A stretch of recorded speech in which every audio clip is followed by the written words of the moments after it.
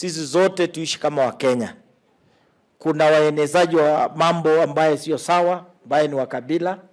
Tafadhali naomba nyinyi mkiwa wa Kenya tuishi kwa amani, tuishi kwa kupenda jamii wengine.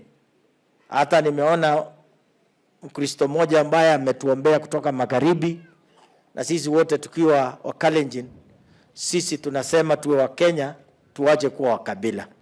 Kabila ni jambo mbaya. Unaweza kupenda jamii yako, lakini pia penda Wakenya wengine. Lazima upende Wakenya, ndipo Kenya iweze kwenda mbele. Tusishindane sana juu ya jamii. Tushindane na matatizo ambaye tuko naye katika Kenya.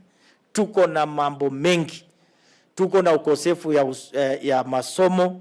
Hiyo ndio mambo tunataka kushindana naye. Afya tushindane naye. Lakini kweli wewe ukijitokeza kushindana na maneno ya ukabila, ati wewe ni shujaa kwa ukabila, sisi nataka kuambia hiyo maneno haitajiki na haina maana.